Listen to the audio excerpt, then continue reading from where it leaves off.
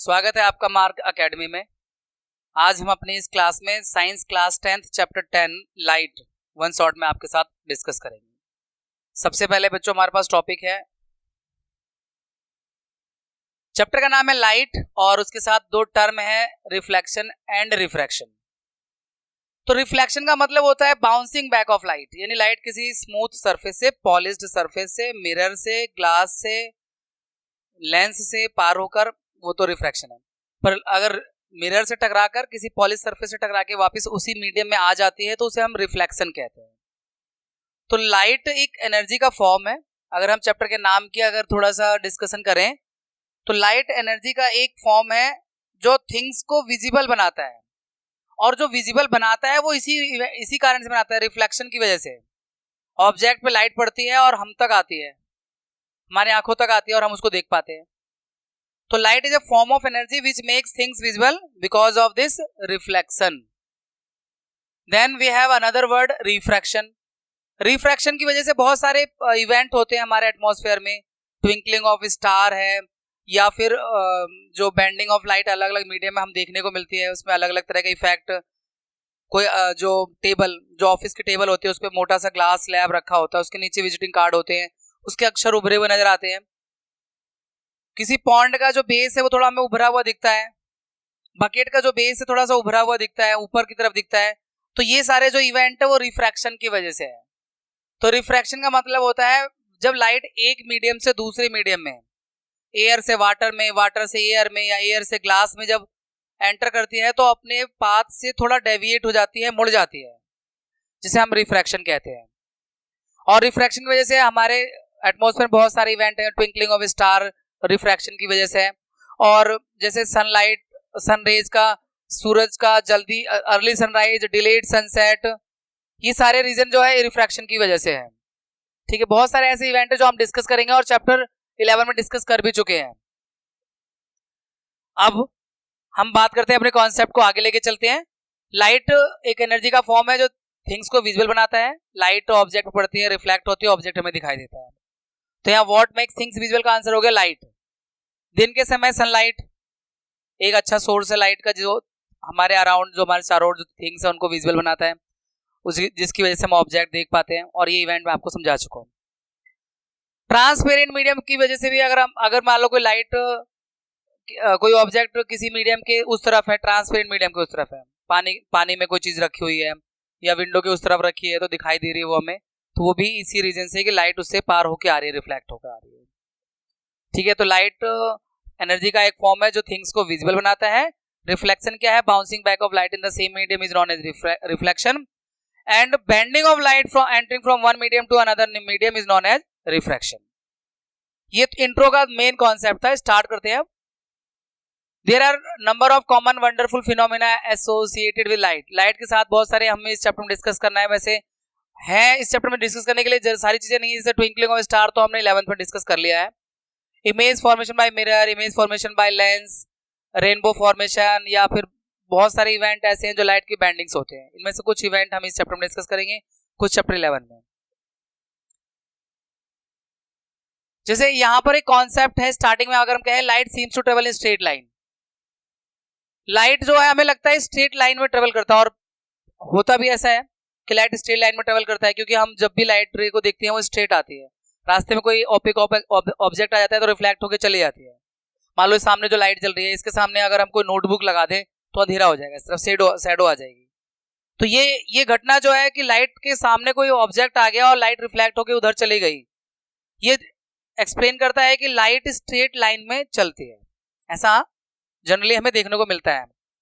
तो यहाँ इसी बात का जिक्र कर रहे हैं, by observing the common optical phenomena around us we may conclude that light seems to travel in straight line. हमें लगता है कि लाइट स्ट्रेट लाइन में चलती है, और सही भी है कि स्ट्रेट लाइन में भी चलती है, ऐसा नहीं कि नहीं चलती है। अगर स्ट्रेट लाइन में नहीं चलती तो जो ओपिक ऑब्जेक्ट लाइट के पाथ में आते हैं उनसे शैडो नहीं बनता। बट एक और इवेंट है जो हम इसी में डिस्कस करेंगे, यहाँ पे उसी बात का जिक्र कर रहे हैं। The fact that a small source of light cast sharp shadow of an opaque object points to this straight line path of light usually indicated by ray of light. मतलब ये है कि लाइट के पाथ में कोई opaque object आ जाता है तो लाइट उस जो है रिफ्लेक्ट होकर दूसरी तरफ चली जाती है, और उस ऑब्जेक्ट का शैडो बन जाता है। तो ये घटना दिखाता है कि लाइट स्ट्रेट लाइन में मूव करती है। बट इसलिए हम कर रहे हैं क्योंकि ऐसा भी होता है अगर लाइट के पाथ में कोई ओपेक ऑब्जेक्ट आ जाए जो बहुत माइन्यूट हो, बहुत छोटा हो, तो लाइट अपनी टेंडेंसी शो करता है उसके किनारों से मुड़कर जाने की। तो इस टेंडेंसी को हम कहते हैं diffraction of light. If an opaque object on the path of light becomes very small, light has a tendency to bend around it and not walk in a straight line, an effect known as diffraction of light. यानी light के path में अगर opaque object है but वो बहुत ज्यादा minute है तो लाइट रिफ्लेक्ट होकर नहीं जाती है, फिर वो उसके किनारों से मुड़ के आ जाती है, हम ऑब्जर्व नहीं कर पाते। ये हमारे ऑब्जर्वेशन की क्षमता से बाहर है, क्योंकि अभी भी जो लाइट इस रूम में इस क्लास में है, क्या लाइट के पाथ में opaque minute object, air particle, dust particle हैं, वाटर के मॉलिक्यूल भी हैं, लेकिन डिफ्रैक्शन को हम महसूस नहीं कर रहे, हमें तो लग रहा है सीधा आ रही है तो आ रही है। तो डिफ्रैक्शन एक बहुत माइन्यूट लेवल पे होने वाला इवेंट है जो हम ऑब्जर्व नहीं कर पाते हैं, पर it is happening all around us, क्योंकि ऐसा हो ही नहीं सकता कि लाइट के पाथ में कोई ओपेक ऑब्जेक्ट जो माइन्यूट हो वो होना। तो डिफ्रैक्शन हो रहा है, रिफ्लेक्शन भी होता है, डिफ्रैक्शन भी होता है, रिफ्रैक्शन भी होता है। तो इस चैप्टर में 3 चीजें हैं, रिफ्लेक्शन, रिफ्रैक्शन, डिफ्रैक्शन। तो हमें डिस्कस तो खैर रिफ्लेक्शन और रिफ्रैक्शन को ही करना है। डिफ्रैक्शन तो बस यही एक लाइन डिस्कस हुई है आपकी एनसीईआरटी के कंटेंट में। उसके बाद बहुत समय तक लाइट के बारे में, लाइट की थ्योरी के बारे में कॉन्सेप्ट, 2 तरह के कॉन्सेप्ट चल रहे थे। कुछ लोग कह रहे थे लाइट एक वेव की तरह बिहेव करती है, कुछ लोग कहते हैं लाइट एक पार्टिकल की तरह बिहेव करती है।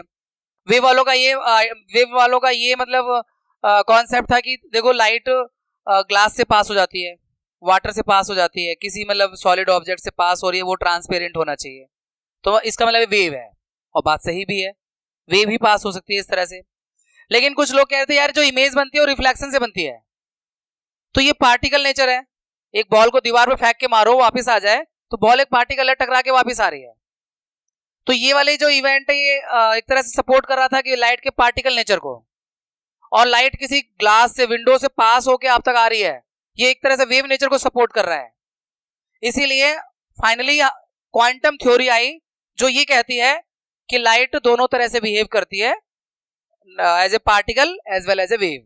This is quantum theory that is written here. A modern quantum theory of light emerged in which light is neither a wave nor a particle.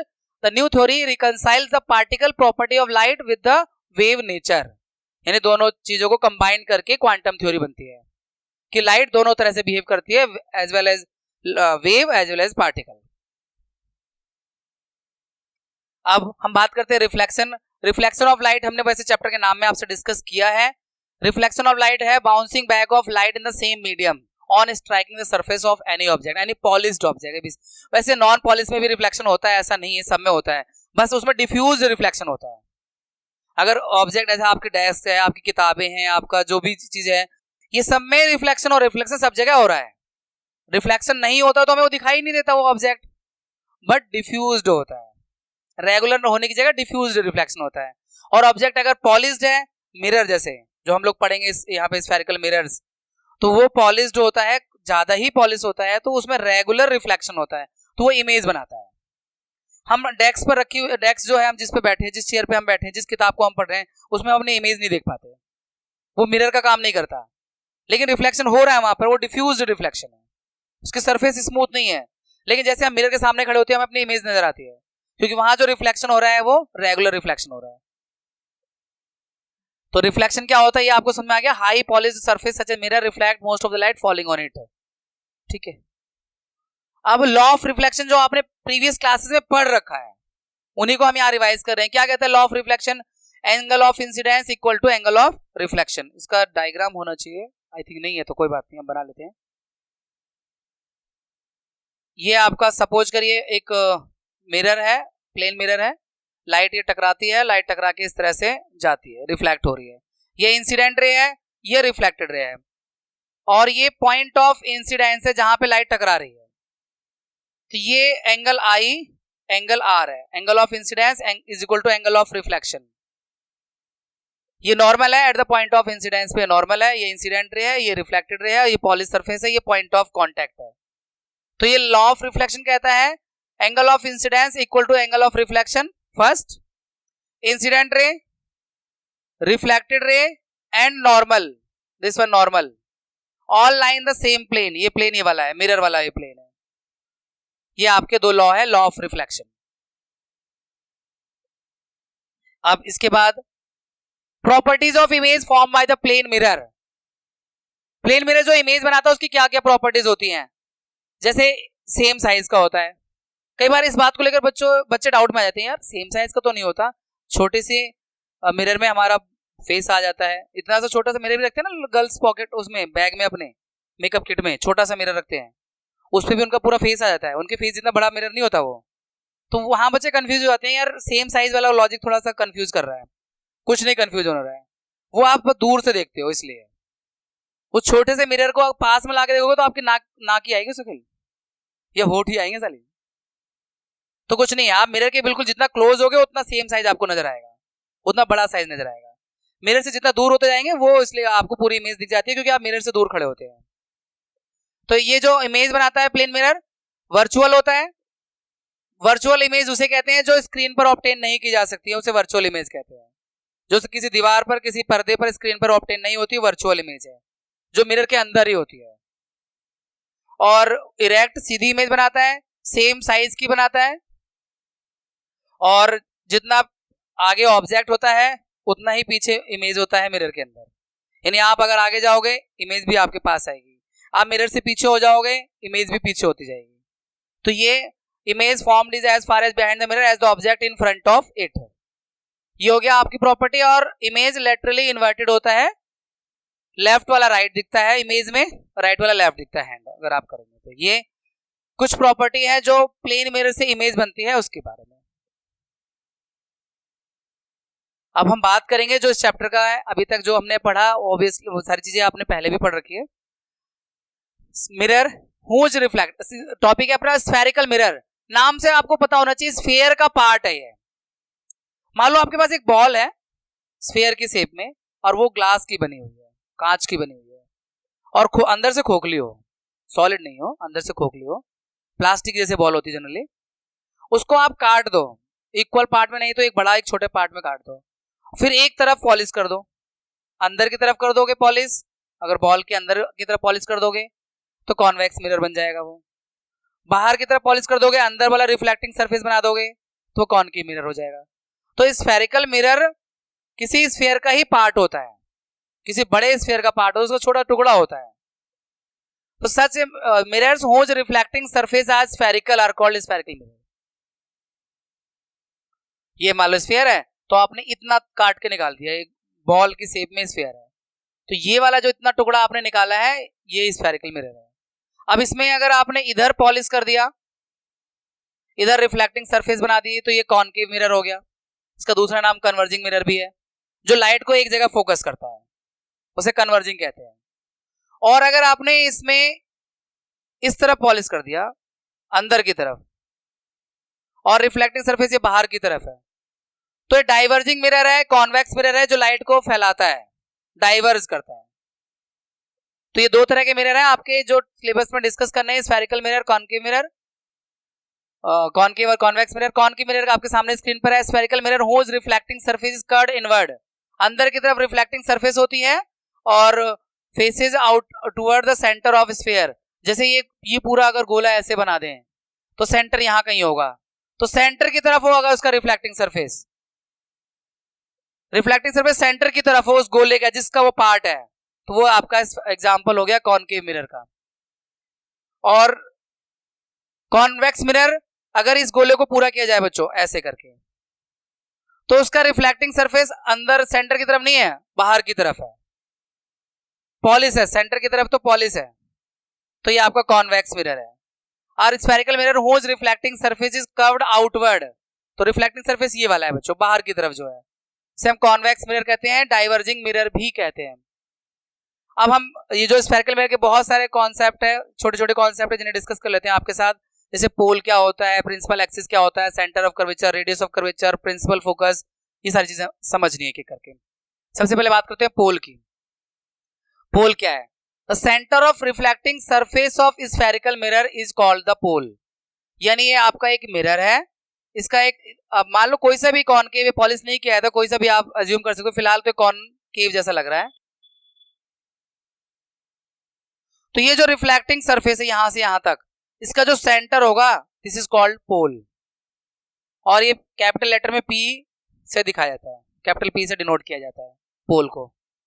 उसके बाद centre of curvature of spherical mirror, अब ये spherical mirror है बच्चों, और इस sphere का ये बड़े से स्फीयर का पार्ट है। अब इस स्फीयर, ये जो स्फेरिकल मिरर है दिस वन, ये किसी ना किसी स्फीयर का पार्ट होता है, तो उस स्फीयर का जो सेंटर होता है वही कहलाता है सेंटर ऑफ कर्वेचर। यानी ये जो बड़ा वाला स्फीयर है उसका एक सेंटर होगा ये सी, तो इसे कहते हैं इस स्फेरिकल मिरर का सेंटर ऑफ कर्वेचर, जिसे हम सी लेटर से डिनोट करते हैं। ठीक है, the reflecting surface of spherical mirror forms a part of sphere, ये पार्ट ऑफ स्फीयर बना रहा है। This sphere has a centre, और इस स्फीयर का अपना एक सेंटर भी होगा, हर स्फीयर का सेंटर होता है, इसका भी होगा, और वही point, the point is called centre of curvature of spherical mirror. यानी जो स्फेरिकल मिरर जिस बड़े से गोले का पार्ट है, उस गोले का जो सेंटर होगा, जो उस स्फीयर का सेंटर होगा, उसे सेंटर ऑफ कर्वेचर कहते हैं इस मिरर के लिए, और इसको सी लेटर से दिखाते हैं। और यहाँ नोट करने वाली बात यह है कि please note that centre of curvature is not a part of mirror, mirror का पार्ट नहीं, क्योंकि मिरर से बाहर है, वो तो इमेजिनरी है, वो मिरर का पार्ट नहीं है, no part, it lies outside the reflecting surface, reflecting surface पे भी नहीं है, पोल तो रिफ्लेक्टिंग सरफेस पे था, लेकिन centre of curvature reflecting surface पे नहीं है, वो प्रिंसिपल एक्सिस पे आप कह सकते हो उस स्फीयर का एक सेंटर है। Centre of curvature concave mirror lies in front of it, concave mirror में सेंटर ऑफ कर्वेचर सामने होता है, कॉन्वेक्स में पीछे होता है centre of curvature. Radius of curvature, उसी से आगे आप थ्योरी को आगे कंटिन्यू कर सकते हो। ये जो स्फीयर है, ये जो आपका मिरर है, ये जिस स्फीयर का पार्ट है उस स्फीयर का एक रेडियस भी होता होगा। आपने क्लास 10th में स्फीयर वाला कॉन्सेप्ट कर रखा है, 9th में कर रखा है, रेडियस होता है, तो उस रेडियस को ही यहां पर रेडियस ऑफ कर्वेचर कहते हैं, जो आप पी से लेकर सी तक की लेंथ होगी, पोल से लेकर सेंटर ऑफ कर्वेचर तक की लेंथ, वो रेडियस ऑफ कर्वेचर है, इसे बड़े लेटर में आर से डिनोट करते हैं। उसके बाद प्रिंसिपल एक्सिस, यानी पी और सी को मिलाते हुए एक इमेजिनरी लाइन जो हम ड्रॉ कर देते हैं, वो आपका प्रिंसिपल एक्सिस होता है। Imagine a straight line passing through the pole and center of curvature of spherical mirror, it is called principal axis। अब फोकस फाइंड करने के लिए आपकी क्लास में एक एक्टिविटी है 10.2, how to find principal focus and focal length of concave mirror, ऐसा करके एक आध बार क्वेश्चन भी देखा हुआ है मैंने, वो इसी एक्टिविटी को आपके साथ डिस्कस कर रहे हैं, एक्टिविटी 10.2 कह सकते हो आप इसे।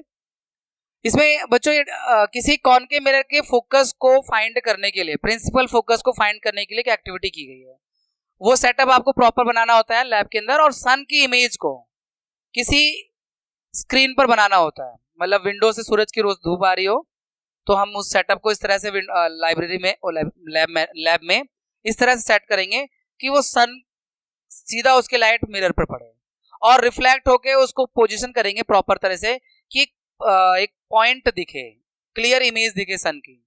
तो जहां पे सन की क्लियर इमेज दिखेगी, वो पॉइंट, वो इमेज जहां बन रही है, वो प्रिंसिपल फोकस है। मान लीजिए इधर से सूरज आ रहे हैं और मैंने ये लगा रखा है कॉनकेव मिरर, तो कॉनकेव मिरर सन की लाइट को रिफ्लेक्ट करके स्क्रीन पर कहीं बनाएगा इमेज, तो जहां पर वो स्क्रीन हमें आगे पीछे करना पड़ेगा, या स्क्रीन आगे पीछे करोगे या मिरर को आगे पीछे करोगे, वो दोनों में जो सुटेबल है, जो कंफर्टेबल है, वो करना है आपको। उसके बाद जहां पर एक क्लियर स्पॉट नजर आएगा सन का, वो प्रिंसिपल फोकस हो, और वहां से लेके पोल तक का जो लेंथ होता है वो फोकल लेंथ हो जाता है हर उस मिरर का। जहां पे सन की क्लियर स्पॉट इमेज बन रही है, वो पॉइंट है प्रिंसिपल फोकस, और वहां से लेके पोल तक का जो लेंथ है वो फोकल लेंथ है। तो ये उसी एक्टिविटी का डिस्कशन है, ये मैंने आपसे किया हुआ जो 10.2। ये इन्फिनिटी से सन की रेज आ रही है, और पैरेलल जब आती हैं तो मिरर से टकराने के बाद एक पॉइंट पे जाके मीट करती हैं, उसे हम प्रिंसिपल फोकस कहते हैं, और जो सन की इमेज है वो यहीं बनेगी, वो स्क्रीन आपको यहीं रखनी पड़ेगी। Principal focus of concave mirror, ये यहाँ पे उसको एक्सप्लेन किया हुआ है। अगर मान लीजिए ये तो मैंने एक्टिविटी समझाया, लिखने के लिए आ जाए तो कैसे लिखोगे? A number of rays parallel to the principal axis are falling on a concave mirror, यानी बहुत सारे रेज जो प्रिंसिपल एक्सिस के पैरेलल कॉनकेव मिरर पे फॉल कर रही हैं, गिर रही हैं, और आफ्टर रिफ्लेक्शन टकराने के बाद they are all meeting intersecting या meeting at a point on the principal axis, that point is called principal focus.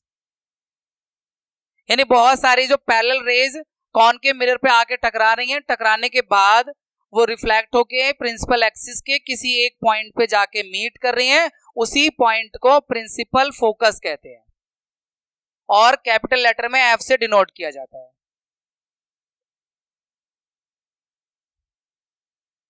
अब कॉन्वेक्स मिरर का यहां भी ऐसे होगा थोड़ा सा, लेकिन यहाँ पे जो ये पैरेलल रेज आ रही हैं वो आफ्टर रिफ्लेक्शन कुछ इस तरह से रिफ्लेक्ट हो रही है कि it appears that after reflection, वो रिफ्लेक्शन के बाद कुछ ऐसा अपीयर हो रही है कि वो पीछे मिरर के पीछे किसी एक पॉइंट से सारी आ रही हो। तो मिरर के पीछे जो पॉइंट जहां से लग रहा है कि वो आ रही है, उसी पॉइंट को प्रिंसिपल फोकस कहते हैं। A number of rays parallel to the principal axis are falling on a convex mirror, बहुत सारे रेज कॉन्वेक्स मिरर पे गिर रही हैं।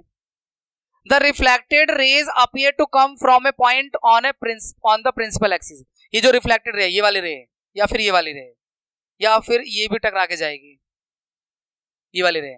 तो ये ऐसा लग रहा है कि ये जो रिफ्लेक्टेड रे है वो किसी पीछे प्रिंसिपल एक्सिस किसी पॉइंट से आ रही हैं, उसी पॉइंट को प्रिंसिपल फोकस कहते हैं कॉन्वेक्स मिरर का। इसमें लगता है यहाँ पे एक वर्ड लगेगा अपीयर, और उसमें रियल में जाती है, टकराती है उस पॉइंट पे, और इसमें अपीयर होती है, लग रहा है कि किसी एक पॉइंट से आ रही है, आ नहीं रही है किसी पॉइंट से, ऐसा लग रहा है। तो ये एक तरह से इमेजिनरी पॉइंट होता है, यहाँ पर यहाँ से कोई टकरा के जा नहीं रही है, इसलिए डॉटेड डॉटेड से दिखाना होता है इसे। इसे भी कैपिटल लेटर में आपसे दिखाते हैं, principal focus of convex mirror. Focal length, तो पी और प्रिंसिपल पोल और प्रिंसिपल फोकस के बीच के डिस्टेंस को फोकल लेंथ कहते हैं, और इसे स्मॉल लेटर में आपसे दिखाते हैं। अपर्चर, अपर्चर क्या होता है? अपर्चर जैसे कोई रिफ्लेक्ट, ये कोई मिरर है, ये मिरर है, तो ये जो इसका रिफ्लेक्टिंग सरफेस को मेजर कर लो, ये जो अपने यहाँ रिफ्लेक्टिंग सरफेस को मेजर कर लो कितना सेंटीमीटर है, तो इस लेंथ को, रिफ्लेक्टिंग सरफेस को स्केल से मेजर कर लो। आप स्केल पे मिरर को रखकर उसको देख लो कितना उसका रिफ्लेक्टिंग सरफेस आ रहा है, that is aperture. The diameter of the reflecting surface on A spherical mirror is called is aperture. और हम जो इस चैप्टर में डिस्कस करते हैं जिन मिरर्स के, उनका अपर्चर जो होता है वो रेडियस ऑफ कर्वेचर से छोटा होता है। जितनी भी इमेज फॉर्मेशन हम लोग करेंगे या टॉपिक डिस्कस करेंगे, उसमें अपर्चर रेडियस ऑफ कर्वेचर से स्मॉल होगा, नहीं तो फिर इमेज फॉर्मेशन गलत हो जाएंगी, जो हम कर रहे हैं वो फिर नहीं रहेगा। और इसके अलावा बच्चों आर यानी रेडियस ऑफ कर्वेचर और एफ यानी फोकल लेंथ में एक रिलेशन भी है स्मॉल अपर्चर वाले मिरर्स के लिए, उसे हम आर इक्वल टू 2f से जानते हैं। यानी ये जो स्मॉल अपर्चर वाले स्फेरिकल मिरर है उसमें रेडियस ऑफ कर्वेचर जो है फोकल लेंथ का ट्वाइस होता है।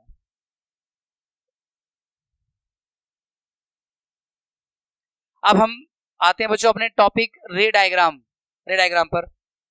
क्योंकि इमेज फॉर्मेशन सीखनी है तो रे डायग्राम आपको पहले आना चाहिए और उसके बाद फिर इमेज फॉर्मेशन। तो जैसे पहला वाला रे डायग्राम यहां पर हमें डिस्कस करना है कॉनकेव का, कॉन्वेक्स का।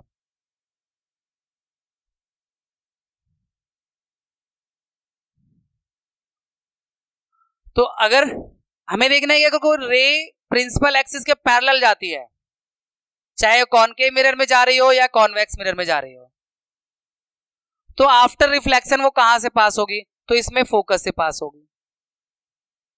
अगर प्रिंसिपल एक्सिस के पैरेलल जा रही है तो फोकस से पास होगी। अगर इसमें प्रिंसिपल एक्सिस से पैरेलल जा रही है तो ऐसा लगेगा कि फोकस से आ रही है। ये पहला रे डायग्राम है, ऐसे लगेगा फोकस से आ रही है। उसके बाद अगर कोई रे जो है फोकस से होके जाती है,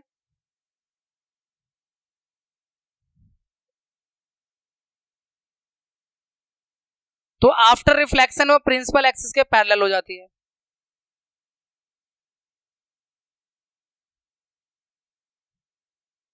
और इसमें भी ऐसा ही होगा, अगर कोई रे फोकस पर जाती हुई लग रही है, मतलब ऐसा लगेगा कि फोकस पे जा रही है, तो रिफ्लेक्शन के बाद वो प्रिंसिपल एक्सिस के पैरेलल हो जाएगी। कॉनकेव है या कॉन्वेक्स है, दोनों में एक ही तरह से पैटर्न रहता है। और अगर सी से जाती है कोई लाइट सेंटर ऑफ कर्वेचर, तो वो उसी पाथ से रिटर्न हो जाती है आफ्टर रिफ्लेक्शन। यहां भी वही है,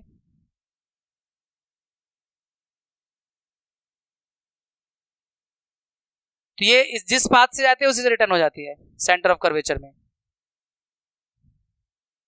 और लास्ट, अगर पोल पर लाइट पड़ती है तो उस जितना एंगल ऑफ इंसिडेंस होगा उसी एंगल को फॉर्म करते हुए रिफ्लेक्ट हो जाएगी, एंगल ऑफ रिफ्लेक्शन आई और आर।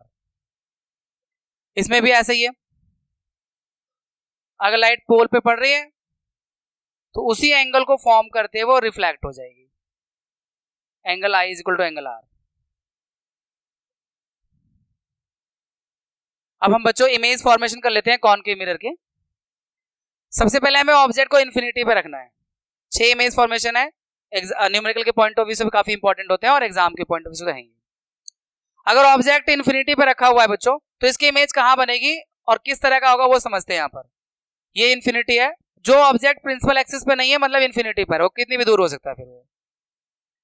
तो ये इन्फिनिटी में जो इमेज होगी उसकी, ऑब्जेक्ट जो होगी उसकी इमेज कैसे बनेगी यहाँ ड्रॉ कर रहे हैं।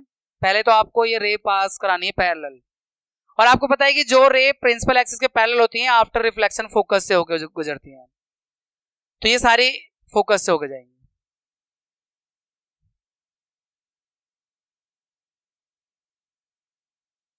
Like this. तो इमेज जो बनेगा वो बनेगा एट एफ। इमेज एफ पर बन रहा है, रियल बन रहा है, इन्वर्टेड बन रहा है, इन्वर्टेड अभी पता नहीं चलता लेकिन आगे मालूम चल जाता है, और पॉइंट साइज बन रहा है, हाईली डिमिनिश या पॉइंट साइज। ये है बच्चों। अगर ऑब्जेक्ट को इन्फिनिटी पर रखेंगे तो उसका इमेज फोकस पर बनेगा, real, inverted, point size. Next, अगर ऑब्जेक्ट को बियॉन्ड सी रख देते हैं, यानी प्रिंसिपल एक्सिस पे ले आए अब हम उसे, पर बियॉन्ड सी, तो इमेज कैसे बनेगा। एक तो आपको रे पास करनी है प्रिंसिपल एक्सिस के पैरेलल, ये तो आफ्टर रिफ्लेक्शन ये एफ से गुजरेगा,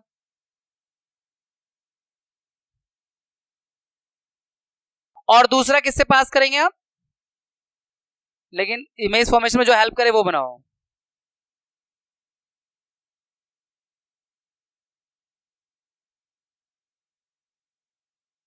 मेरे को बड़ा कर दिया थोड़ा सा, छोटी पड़े तो सी से अगर जा रही है तो सी से वापस रिफ्लेक्ट हो जाएगी। तो इमेज जो बन रही है बच्चों सी और एफ के बीच में बन रही है,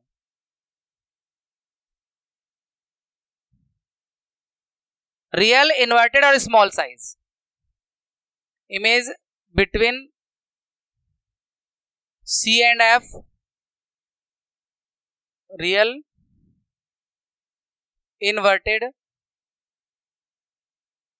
और स्मॉल इन साइज। ये है आपका। नेक्स्ट, ऑब्जेक्ट को सी पे रखेंगे तो इमेज सी पर ही बनता है, कैसे बनता है वो भी देख लो। ये एक पैरेलल लेके जाना है और रिफ्लेक्शन के बाद एफ से जाएगा, और दूसरा एफ से पास करवाओ, और आफ्टर रिफ्लेक्शन ये पैरेलल हो जाएगा और वो सी पर आके मिलेंगे, तो इमेज सी पर ही बनेगा, एट सी, सेम साइज होगा, रियल, इन्वर्टेड। आपको दिक्कत आ रही हो तो इधर बैठ जाओ, देखने में दिक्कत आ रही हो बोर्ड से तो, क्योंकि मैं ट्रांसपेरेंट तो हो नहीं सकता। तो सेम साइज, रियल, इन्वर्टेड और सी पे बनेगा बच्चों। नेक्स्ट, अब ऑब्जेक्ट को सी और एफ के बीच में, यानी आप यहाँ पे एक पैटर्न देखेंगे, ऑब्जेक्ट को जितना मिरर के पास ला रहे हैं इमेज उतनी बड़ी हो रही है और इमेज पीछे की तरफ भाग रही है। लास्ट वाली छोड़ दें, वहां वर्चुअल जब बनेगी तो बाकी 5 शुरू की जो 5 इमेज में आप पैटर्न देखने को मिलेगा कि इन्फिनिटी पे अगर ऑब्जेक्ट है तो इमेज पॉइंट साइज है, एफ पर है, बियॉन्ड सी गया तो सी और एफ के बीच में इमेज आ गई, सी पे ऑब्जेक्ट को रखा तो इमेज भी सी पर आई। अब सी और एफ के बीच में रखोगे तो बियॉन्ड सी चली जाएगी, यानी ऑब्जेक्ट जितना पास में जा रहा है मिरर की, इमेज उतनी बड़ी हो रही है। तो एक तो ये आपका प्रिंसिपल एक्सिस के पैरेलल पास करवाना होता है एक रे, जो रिफ्लेक्शन के बाद एफ से जाएगा। डोंट माइंड इट, ये थोड़ा सा स्ट्रेट नहीं हो तो।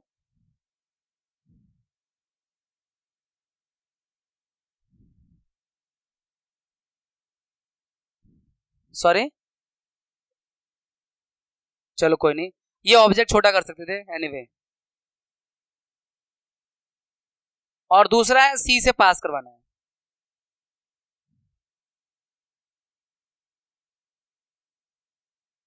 और सी से जब जाएगा तो सी के पाथ से ही आएगा वापस, तो यहां जाके मीट कर जाएगा।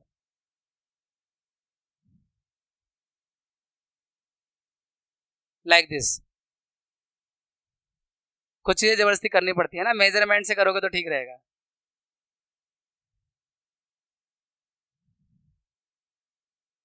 हाँ, ऑब्जेक्ट को छोटा कर दो या प्रिंसिपल एक्सिस वो मिरर को, इमेज को, उसको ऑब्जेक्ट को छोटा करने से ठीक हो जाता है। ऑब्जेक्ट थोड़ा सा बड़ा था। Anyway we have to understand the concept here. क्या वो बेटा?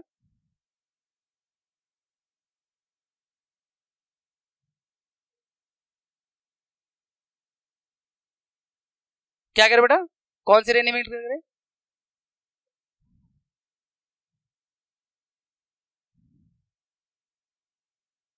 हाँ बेटा, यहाँ पर we are learning here concept.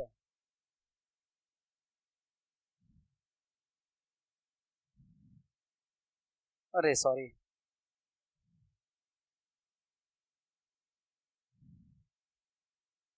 तो ऑब्जेक्ट को अगर हम सी और एफ के बीच में रखेंगे तो इमेज बियॉन्ड सी बनेगा, बियॉन्ड सी, और एनलार्ज जो है ये रियल और इन्वर्टेड है।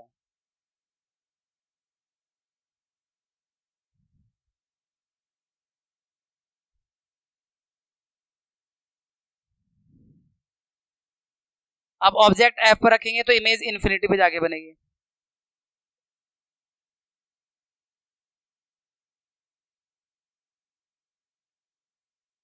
एक ही जाएगा, एक सी से जाएगा।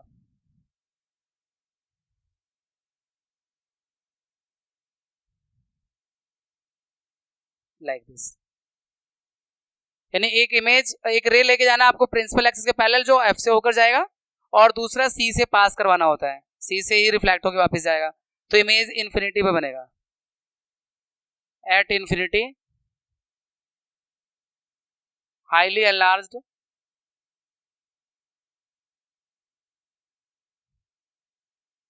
Real inverted.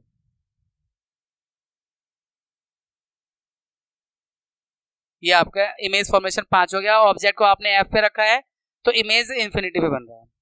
अब we have last image formation concave mirror का। अगर हम ऑब्जेक्ट को पी और एफ के बीच में रख देते हैं तो ऑब्जेक्ट एक तो प्रिंसिपल एक्सिस पे, पोल पे जाकर टकराएगा, तो उसी एंगल से रिफ्लेक्ट हो जाएगा। जो एंगल यहाँ आई बन रहा होगा दैट उतना ही एंगल आर होगा एक। और दूसरा जो सी से होके जाएगा वो मतलब मीट नहीं करेगा इधर, क्योंकि ये इधर तो फैल सा रहा है, बड़ा हो रहा है साइज में, तो उसे हम मिरर के पीछे बढ़ाएंगे आगे।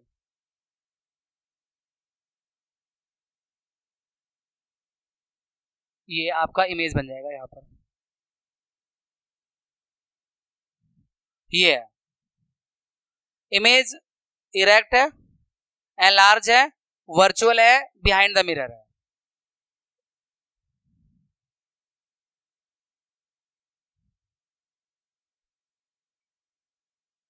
Behind the mirror, erect, virtual, enlarged. ये बच्चों, ये इमेज फॉर्मेशन हमने करी है कॉनकेव मिरर के साथ। अब दो इमेज फॉर्मेशन हमें कॉन्वेक्स मिरर के साथ भी करनी है। कॉन्वेक्स मिरर में बच्चों ऑब्जेक्ट को अगर इन्फिनिटी पे रखते हैं तो इसकी इमेज, क्योंकि इसमें दोनों इमेज वर्चुअल बनती है, तो इमेज एफ पर बनेगा but that will be erect virtual.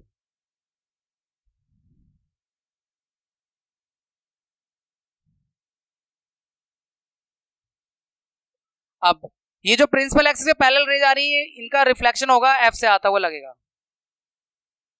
ऐसे।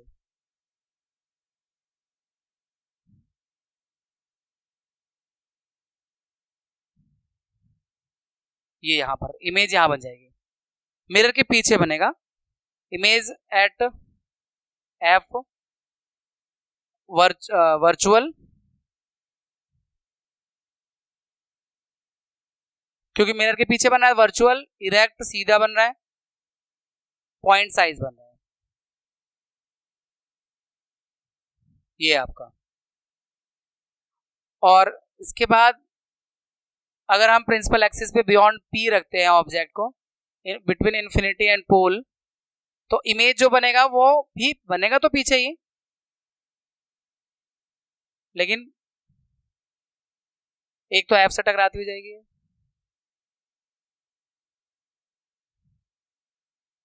इधर आप डॉटेड करना होता है, और दूसरा सी पर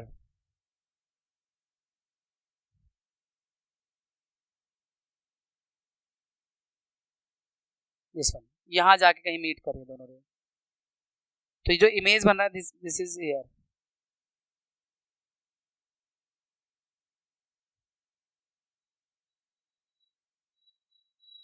ये पी और एफ के बीच में, पोल और फोकस के बीच में बनेगा इमेज, स्मॉल बनेगा, इरेक्ट बनेगा, वर्चुअल बनेगा, behind the mirror, behind the mirror, या हम बिटवीन पी एंड एफ कह सकते हैं, बिहाइंड द मिरर, इमेज जो बन रहा है बिहाइंड द मिरर बन रहा है, और small in size, erect, virtual, ये आपका इमेज फॉर्मेशन हो गया बच्चों कॉन्वेक्स मिरर से, जो दो है। तो हमने 6 इमेज फॉर्मेशन करनी है कॉनकेव के और 2 करने कॉन्वेक्स के। अब हम इसके कुछ यूजेस डिस्कस करते हैं आपके साथ। कॉनकेव मिरर के यूजेस क्या क्या है बच्चों? टॉर्च में, सर्च लाइट में, व्हीकल्स के हेडलाइट में, पैरेलल, पावरफुल पैरेलल और बीम फाइंड करने के लिए, प्राप्त करने के लिए यूज करते हैं एक। दूसरा, सेविंग मिरर्स के रूप में पैरेलल वगैरह में इस्तेमाल करते हैं। तीसरा, डेंटिस्ट पेशेंट के दांतों को बड़े साइज में देखने के लिए इस्तेमाल करते हैं। और सोलर फर्नेसेस में लाइट को एक जगह फोकस करने के लिए, जिससे कि ज्यादा हीट प्रोड्यूस हो सके, सोलर फर्नेसेस में भी इसका इस्तेमाल होता है। तो ये आपके यूजेस हो गए कॉनकेव मिरर के। कॉन्वेक्स मिरर के 2 यूजेस हैं, पर वो दोनों यूजेस इंपॉर्टेंट है, और उस पर ये पूछा जाता है कि क्यों ऐसे यूज होता है वो। तो जैसे कॉन्वेक्स मिरर का एक यूज है, मतलब रियर व्यू मिरर के रूप में व्हीकल्स के गाड़ी के साइड में जो लगाए जाते हैं, वो एक यूज है। एक दूसरा सिक्योरिटी मिरर के रूप में। सिक्योरिटी मिरर में आप जो है, या रियर व्यू मिरर में क्यों इस्तेमाल किया जाता है, उसका लॉजिक पूछा जाता है कई बार। तो वो ये रीजन है कि वो जो इमेज बनाता है, अभी हमने पीछे देखा भी था दूसरी इमेज, कॉन्वेक्स मिरर की दूसरी इमेज जो देखी थी, इमेज सीधी बनाता है और स्मॉल बनाता है, और वाइडर फील्ड ऑफ व्यू होता है। मॉल वगैरह में लगे होते हैं, और जहां पे सीआरपीएफ कैंप है, पुलिस कैंप है, वहां रोड पर लगे होते हैं, तो वो जो देखने वाला बंदा है, एक उसे से मिरर देखना है, उसे पूरा नजारा नजर आता है, रोड पर क्या हो रहा है, कौन सी गाड़ी आ रही है, कौन सी गाड़ी जा रही है, सिक्योरिटी मिरर के रूप में। क्योंकि वो अगर किसी पर्टिकुलर पर्सन को डायरेक्टली देखेगा तो पर्सन एक्टिव हो जाएगा कि मुझे ही देख रहा है, बट जब वो मिरर में देख रहा है तो वो उसे देख रहा है, बट वो देख नहीं पा रहा है कि उसे मुझे देख रहा है या कुछ और चीज को देख रहा है। तो एज ए सिक्योरिटी मिरर इस्तेमाल होता है ये, और गाड़ी के साइड में इस्तेमाल होता है। तो इसलिए क्योंकि वो पूरा रोड का बड़ा area, wider field of view capture कर लेता है, इमेज छोटा बनाता है, इरेक्ट बनाता है, और वाइडर फील्ड ऑफ व्यू होता है। इसी रीजन से ये इस्तेमाल होता है बच्चों, कॉन्वेक्स मिरर का इस्तेमाल। इसके बाद बच्चों, sign convention for reflection of spherical mirror. Sign convention यानी कि, अब देखो, साइन कन्वेंशन इसलिए जरूरी है कि न्यूमेरिकल जो हम सॉल्व करेंगे मिरर पर बेस्ड, तो कौन सी चीज नेगेटिव रखनी है, कौन सी पॉजिटिव, यू क्या होता है, वी क्या होता है, एफ क्या होता है, ये सब समझना जरूरी है।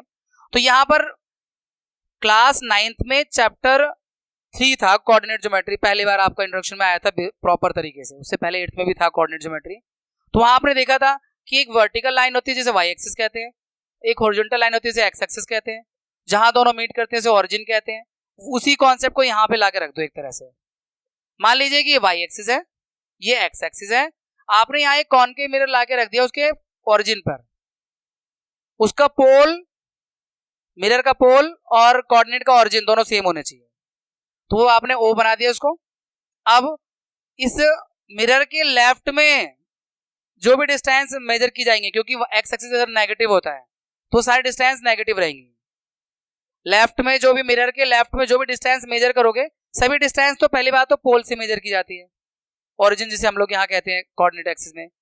और पोल के लेफ्ट में जो भी डिस्टेंस होती है नेगेटिव होती है, पोल के राइट में सारी डिस्टेंस पॉजिटिव होती है। प्रिंसिपल एक्सिस या एक्स एक्सिस के ऊपर जो हाइट होगी वो पॉजिटिव होगी, जो इन्वर्टेड हाइट होगी वो नेगेटिव होगी।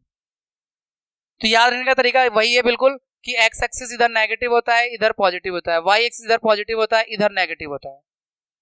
तो ये आप समझ के चलो कि कोऑर्डिनेट एक्सिस के ओरिजिन पर आपने मिरर का पोल रख दिया है, अब उस हिसाब से सारे डिस्टेंस नेगेटिव पॉजिटिव मेजर किए जा सकते हैं।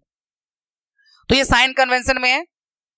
यहाँ पे चारों पॉइंट्स मैंने यहाँ पे अलग से भी समझा रखा है कि ऑब्जेक्ट को हमेशा लेफ्ट में रखा जाता है, राइट में रख दोगे तो इमेज नहीं बनेगी, ऐसा नहीं है। जो रूल है, जो कन्वेंशन है, जो हर किसी को करना है जिससे कि सबकी कैलकुलेशन एक जैसी दिखे, तो ऑब्जेक्ट को हमेशा लेफ्ट में पुट किया जाता है। इसका मतलब है कि जो मिरर पे लाइट पड़ती है वो लेफ्ट से पड़ती है, first thing. Second thing, all distance जो भी प्रिंसिपल एक्सिस मेजर की जाती है वो पोल से की जाती है, और जो positive, all the distance right में जो ओरिजिन के राइट में होगा वो सभी पॉजिटिव होंगे, ओरिजिन के लेफ्ट में जो डिस्टेंस होगा नेगेटिव होंगे। और जो डिस्टेंस प्रिंसिपल एक्सिस के ऊपर होगा यानी परपेंडिकुलर होगा वो पॉजिटिव होगा, और जो प्रिंसिपल एक्सिस के वाई माइनस की तरफ वाले एक्सिस पर होगा, नीचे की तरफ होगा, वो नेगेटिव होगा, हाइट। तो ये आपके साइन कन्वेंशन जो हमें न्यूमेरिकल में भी फॉलो करने पड़ते हैं सॉल्व करते समय। इसके बाद मिरर फॉर्मूला। मिरर फॉर्मूले में आपको तीन चीजें नजर आएंगी, U, V और F। U होता है ऑब्जेक्ट डिस्टेंस, यानी ऑब्जेक्ट आपने कहां पे रखा है उसको बताने के लिए U सिंबल का इस्तेमाल करते हैं। इमेज कहां बन रही है उसको बताने के लिए उसके डिस्टेंस को, पोल से डिस्टेंस को बताने के लिए V सिंबल इस्तेमाल करते हैं। और फोकल लेंथ जो उस मिरर का होगा वो स्मॉल लेटर में F होगा। और इन तीनों को रिलेट करता है ये formula 1/f is equal to 1/v plus 1/u, जिसे हम मिरर फॉर्मूला कहते हैं।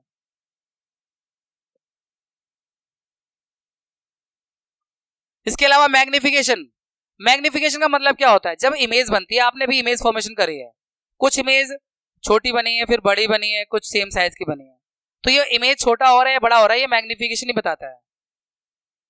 तो magnification produced by spherical mirror gives the relative extent to which the image of an object is magnified with respect to object size.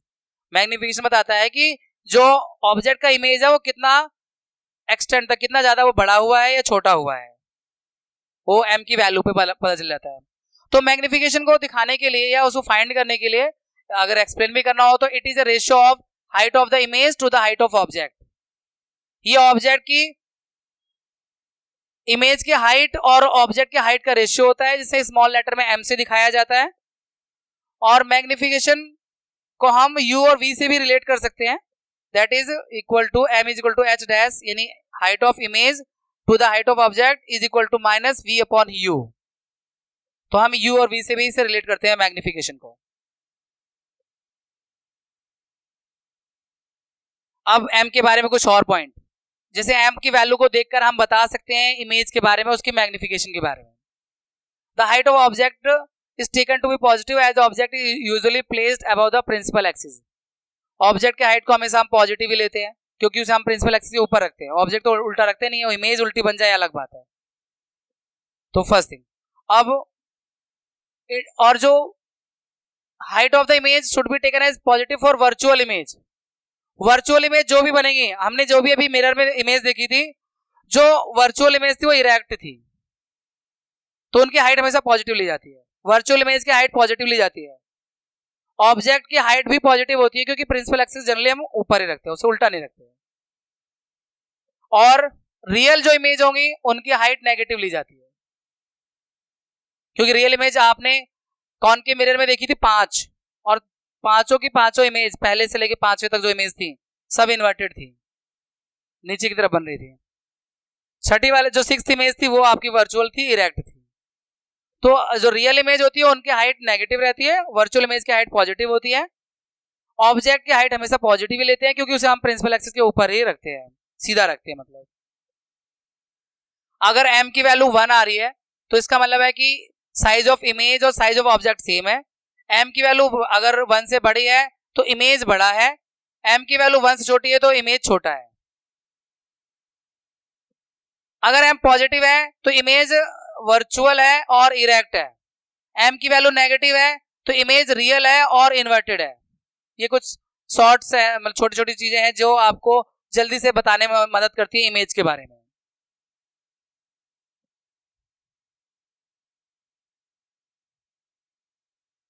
एक part हमने इस chapter का पूरा कर लिया, रिफ्लेक्शन वाला पार्ट। अब हम इस चैप्टर के दूसरे पड़ाव पर आ गए हैं, रिफ्रैक्शन। रिफ्लेक्शन था bouncing back of light, refraction है change in the path of light. Light जब एक मीडियम से दूसरे मीडियम में जाती है तो उसके पाथ में चेंज आ जाता है, उसे हम रिफ्रैक्शन कहते हैं। Light does not travel in the same direction in all media, it appears that when light travelling obliquely, obliquely मतलब तिरछा, from one medium to another medium, direction of propagation light in the second medium changes. तो light जब एक medium से दूसरे medium में जाती है तो लाइट अपने पाथ को चेंज कर लेती है और इसी फिनोमिनन को हम रिफ्रैक्शन ऑफ लाइट कहते हैं। और जैसे आपको मैंने स्टार्टिंग में डिस्कस किया था कि किसी टैंक का बॉटम हमें उभरा हुआ दिखता है, तालाब का बॉटम उभरा हुआ दिखता है, या ग्लास स्लैब के नीचे कोई विजिटिंग कार्ड रखा हुआ ऑफिस के टेबल पर, उसके नीचे, तो वो भी उसके जो लेटर प्रिंटेड वो जो लेटर होते हैं वो थोड़ा सा रेज्ड लगते हैं, उभरे हुए लगते हैं। या आपने किसी पेंसिल को ग्लास में तिरछा रखा हुआ है, ग्लास में थोड़ा आधा पानी है, तो पानी के नीचे वाले हिस्से का पेंसिल का जो इमेज और ऊपर वाले का इमेज वो बैंड दिखता है। तो ये जो इवेंट है, ये सभी जो फिनोमिनन है रिफ्रैक्शन की वजह से होते हैं। क्योंकि हम जो देख रहे होते हैं, एक इमेज हम पानी वाली देख रहे होते हैं पेंसिल की, एक इमेज एयर वाली देख रहे होते हैं जो एयर से आ रही है हमारे आंखों में इमेज, तो इन दोनों इमेज में फर्क होता है लाइट की बेंडिंग की वजह से। तो हमें लगता है कि उस पॉइंट पे पेंसिल मुड़ी हुई है। तो ये सारे इवेंट रिफ्रैक्शन ऑफ लाइट से रिलेट करते हैं बच्चों। इसके अलावा लेमन, किसी ग्लास टम्बलर में पानी भर के उसमें नींबू डाल दो तो साइड से देखने पे नींबू का साइज बड़ा दिखता है, तो ये एक्चुअल साइज से थोड़ा बड़ा दिखता है, वो भी रिफ्रैक्शन की वजह से होता है। अब हमें डिस्कस करना है बच्चों refraction through a rectangular glass slab. Rectangular glass slab से रिफ्रैक्शन को डिस्कस करना है। यहाँ पे ये ए बी डी सी ये रेक्टेंगुलर ग्लास स्लैब है और लाइट इसमें एंटर कर रही है। इस लाइट को इंसिडेंट रे कहते हैं, जो ये एंटर कर रही है ऑब्लिकली, यानी ये जो ऑब्लिकली का मतलब 90 डिग्री से कम का एंगल होना चाहिए, तिरछा। स्ट्रेट एंटर करेगी तो रिफ्रैक्शन होगा ही नहीं। ये भी एक मार्क्स का क्वेश्चन आता है, एनसीईआरटी एग्जाम्पल में क्वेश्चन है भी है और एग्जाम से कई बार देखा है। अगर सीधी लाइट एंटर कर जाएगी 90 डिग्री पर तो उसमें रिफ्रैक्शन नहीं होता। इसलिए रिफ्रैक्शन तब होता है जब लाइट ऑब्लिकली एंटर करती है, तिरछा एंटर करती है मीडियम में। तो लाइट ये जो एंटर कर रही है इंसिडेंट रे है, और जब ग्लास में एंटर किया तो ये रिफ्रैक्ट हो गई, मुड़ गई, तो ये इंसिडेंट रे है। मुड़ने के बाद ये रिफ्रैक्टेड रे है, और जब ग्लास स्लैब से बाहर निकल रही है तो एमर्जेंट रे है। अब ये जो नॉर्मल है पहले वाले पॉइंट पर, ये आपका पॉइंट ऑफ इंसिडेंस पर, इसके साथ ये जो एंगल बन रहा है एंगल ऑफ इंसिडेंस I1, और इधर ये जो रिफ्रैक्टेड रे नॉर्मल के साथ एंगल बना रही है R1। फिर ये जब लाइट रिफ्रैक्ट हुई है और फिर एमर्जेंट यानी बाहर आई है, तो इस पॉइंट पे जो ये नॉर्मल ड्रॉ किया गया है उसके साथ जो एंगल बन रहा है I2 एंगल ऑफ इंसिडेंस, लेकिन दूसरा वाला, और ये R2। अब इसमें कुछ फैक्ट्स जो हमें याद रखने हैं एग्जाम के पॉइंट ऑफ व्यू से। ये जो इंसिडेंट रे अगर इंसिडेंट रे को आगे बढ़ाया जाए बिना मुड़े, बिना रिफ्रैक्शन के, एज्यूम किया जाए कि अगर वो स्ट्रेट आती बिना, अगर रिफ्रैक्ट नहीं होती, तो वो जो रे आती है डॉटेड लाइन से दिख रही है, और ये जो एमर्जेंट रे है ये दोनों पैरेलल होती है। ये एक फैक्ट है इस एक्सपेरिमेंट में। दूसरा, ये जो नजर आ रहा है आपको इसे कहते हैं लेटरल डिस्प्लेसमेंट, यानी जो लाइट है अपने ओरिजिनल पाथ से कितना डिस्प्लेस हो गई है, ये बताता है लेटरल डिस्प्लेसमेंट। ये लेटरल डिस्प्लेसमेंट बताता है। इसके अलावा हम क्या इन angle I1, I2, R1, R2 में क्या कोई रिलेशन निकाल सकते हैं? इस फिगर को यूज करके क्या कोई रिलेशन निकाल सकते हैं? हाँ, निकाल सकते हैं। क्या रिलेशन निकाल सकते हैं भाई, बताओ, क्या याद है आपको? ना डायरेक्ट रिलेशन बताओ। हाँ, I1 plus I2 is equal to R1 plus R2। कैसे, यहाँ एक बार प्रैक्टिकली करते हैं। इस लाइन को थोड़ा सा आगे बढ़ा देते हैं, इसको यहाँ ऊपर बढ़ा देते हैं नॉर्मल को, और हमें यहाँ पे क्या रिलेट करने में आपको बता रहा हूँ, I1 I2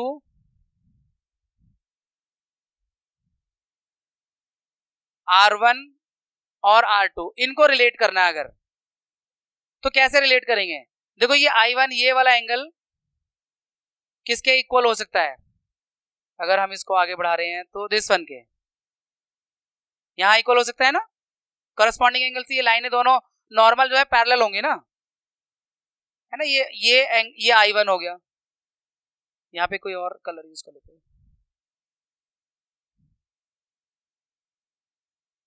I1। अब ये जो R1 है दिस वन, ये इसके इक्वल है I2 के, R1 is equal to I2 के ऑल्टरनेट इंटीरियर एंगल, क्योंकि ये लाइनें पैरेलल है, ये जेड बन रहा है, ये जेड बन रहा है I1 और R1 और I2, तो R1 is equal to I2, ये ऑल्टरनेट इंटीरियर एंगल हो गया, alternate interior angles, alternate interior angles.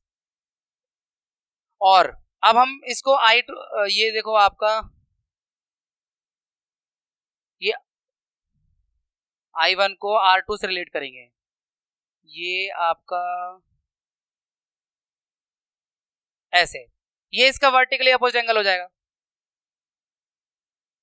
ये I1 जितना है इतना ये I1 होगा, vertically opposite angle.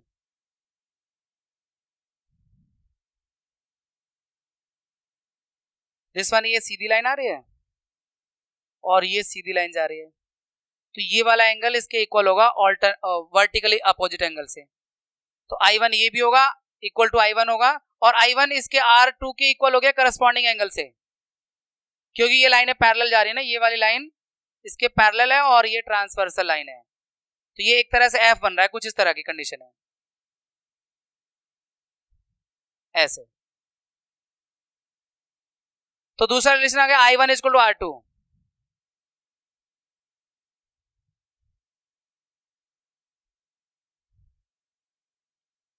R2 is equal to I1, और इनको प्लस कर दो, तो R1 plus R2 is equal to I1 plus I2। ये ग्लास स्लैब एक्सपेरिमेंट से ये भी ऑब्जर्वेशन निकाला जा सकता है, ये भी ऑब्जर्वेशन है, ये भी ऑब्जर्वेशन है, और इन दोनों को प्लस करके ये ऑब्जर्वेशन हो गया। जो इसमें इंपॉर्टेंट थिंग है वो जो एग्जाम के पॉइंट से इंपॉर्टेंट है, वो दो तीन बातें और सुन लो। जैसे कि इंसिडेंट रे जब एंटर करती है ग्लास स्लैब में तो नॉर्मल की तरफ बेंड होती है, इसकी स्पीड कम हो जाती है और ये नॉर्मल की तरफ बेंड होती है।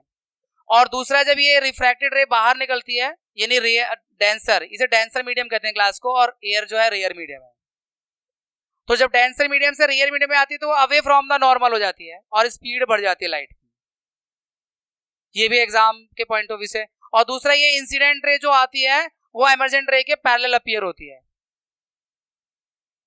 और बाकी ऑब्जर्वेशन मैंने आपके सामने लिख ही दिया है, ठीक है। तो इस ग्लास स्लैब एक्सपेरिमेंट जो कुछ भी आपसे पूछा जाता है वो मैंने एक्सप्लेन करने का प्रयास किया है।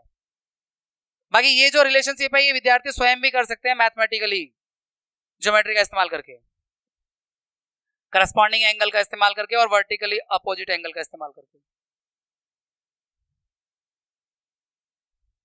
अब लॉ ऑफ रिफ्रैक्शन, अभी हम ग्लास स्लैब से रिफ्रैक्शन डिस्कस कर रहे थे, तो लॉ ऑफ रिफ्लेक्शन बच्चों दो पॉइंट है, इंसिडेंट रे, इंसिडेंट रे जो अभी हमने क्लास स्लैब में देखा था, रिफ्रैक्टेड रे जो रिफ्रैक्ट हुआ था, और नॉर्मल, ये आपका इंसिडेंट रे, ये आपका रिफ्रैक्टेड रे, और ये नॉर्मल, ये तीनों at the normal point at the point of all line the same plane, तीनों एक ही प्लेन पर लाई करते हैं। Incident ray this one, refracted रे दिस वन, और नॉर्मल दिस वन, ये तीनों एक ही पॉइंट पर, ये देखो यहां पर हैं। ये फर्स्ट हो गया, first law of refraction. Second, ratio of ये साइन आई और साइन आर का जो रेशियो होता है वो कांस्टेंट होता है for given colour of light for a given pair of media, यानी किसी पर्टिकुलर कलर ऑफ लाइट के लिए साइन आई और साइन आर का रेशियो कांस्टेंट रहता है, और मीडिया भी पेयर जो होगा, मीडिया का पेयर वो भी फिक्स होना चाहिए। रीजन वही है, अगर आप लाइट का कलर बदल दोगे स्पीड चेंज हो जाएगी। हर लाइट की वेवलेंथ अलग अलग होती है, 7 रंगों में जो लाइट है, तो उनकी स्पीड चेंज होगी, angle of deviation, angle of incidence, angle of refraction change हो जाएगा, तो ये रेशियो बदल जाएगा। तो sine I upon sine r is equal to constant तब होता है जब लाइट का कलर जो आप ले रहे हो वो फिक्स हो और जो गिवन पेयर ऑफ मीडिया है, आप एयर और ग्लास का एक्सपेरिमेंट कर रहे हो तो एयर और ग्लास के लिए फिक्स होगा साइन आई अपॉन साइन आर की वैल्यू। अगर एयर और वाटर का करोगे तो वैल्यू चेंज हो जाएगी। In the same way white light के लिए कर रहे हो तो वो भी फिक्स होगा एयर और ग्लास के लिए, लेकिन अगर रेड लाइट के लिए इसी एक्सपेरिमेंट करोगे आप तो फिर वैल्यू चेंज हो जाएगी। इसीलिए sine I upon sine r is equal to constant for a given pair of light and for a given pair of media constant रहता है। ये सेकंड लॉ है, इसे स्नेल्स का लॉ भी कहते हैं। तो सेकंड लॉ ऑफ आपका रिफ्रैक्शन है ये। अब रिफ्रैक्टिव इंडेक्स टॉपिक है बच्चों।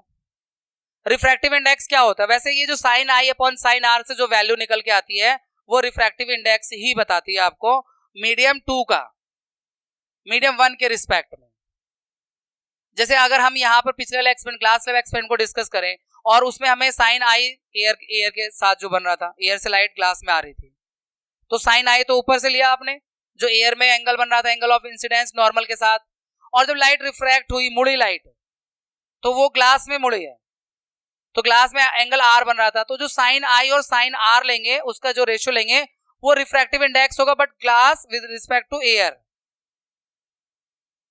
रिफ्रैक्टिव इंडेक्स जो है वो उस मीडियम का, किसी भी मीडियम का जो रिफ्रैक्टिव इंडेक्स है वो ये बताने का प्रयास करता है, बताता है कि लाइट उस मीडियम में किस तरह से ट्रेवल कर रही है दूसरे मीडियम के रिस्पेक्ट में, एयर के रिस्पेक्ट में या वैक्यूम के रिस्पेक्ट में, faster slower.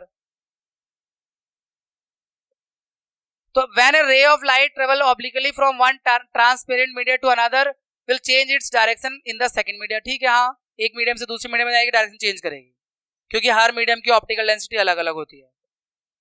The extent of change in the direction that takes place in the given pair of media may be expressed in terms of refractive index। कितना बदलेगी, उसका direction कितना change होगा, वो हम रिफ्रैक्टिव इंडेक्स से भी देख सकते हैं, रिफ्रैक्टिव इंडेक्स की वैल्यू से देख सकते हैं। ठीक है, इस रिफ्रैक्टिव इंडेक्स को हम दो तरह से यहाँ पे समझेंगे अभी, एक absolute refractive index, relative refractive index. तो refractive index can be linked to in important physical quantity the relative speed of propagation light in different media.